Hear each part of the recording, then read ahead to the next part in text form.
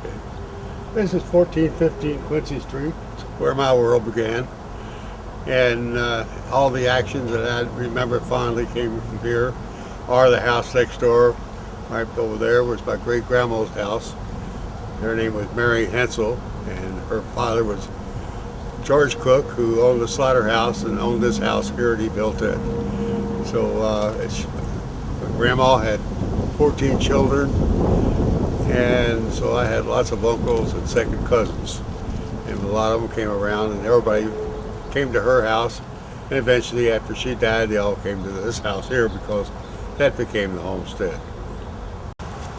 When I was growing up, the steps in the porch here wasn't brick, it was wood, and the place over here, I had a little flower garden right here, which I figured I loved very much, the flowers, and but we lived in the back of the house. My great uncle Win and his wife Emma lived in the front part and also the whole house.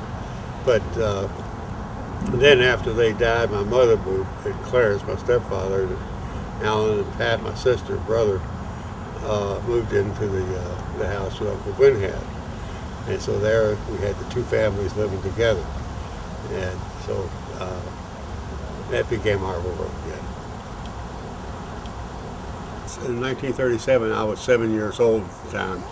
I came over at mid-January, I believe, in that month, and the water finally got all the way up over the top of this roof here, and it got 2 feet up in the upper bedrooms. Unfortunately, when they came over and said, the flood's coming over, you better get out, and that was 2 o'clock in the morning. And Mom got us all up and said, get everything upstairs you can. So the first thing that I did was grab my electric train, the first electric train I'd ever had. And I said, I'll put it under my bed, it'll be safe there. And we got 2 feet of water. Of course, my beautiful electric train was no more. It was completely ruined. But we were out of this house for about 3 weeks.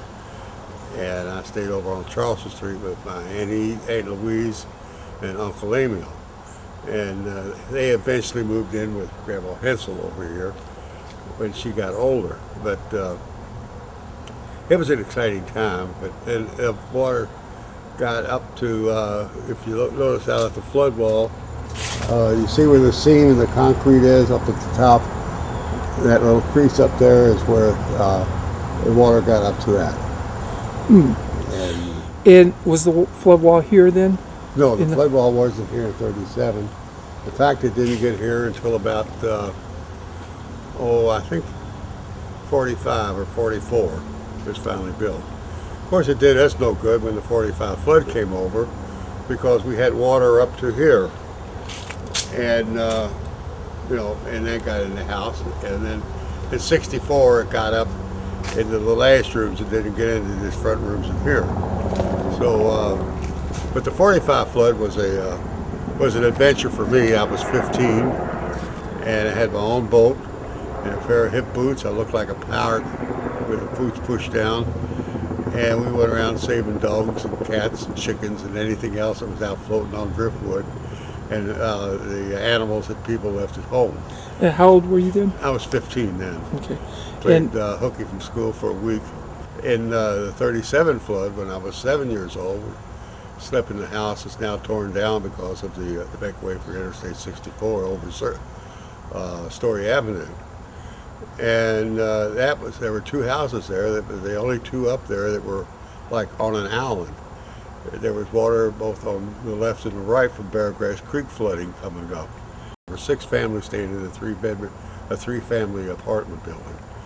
And he went over and got W. Beck's slaughterhouse was right across the street. And before the health department got over there to coal oil it, they chopped a hole in the on the roof of the slaughterhouse over the cooler refrigerator and came out with a quarter of beef, a hind quarter and a forequarter of beef. So we ate high on the cow. You might speak for that whole 2 weeks. Now, would that meat been considered tainted by a health department person? Well, Or- it wasn't tainted to us. It was January and it was cold, Ah, and so we had natural refrigeration outside. And yeah, it would be kind of tainted nowadays, but right there it was good. okay. Okay. So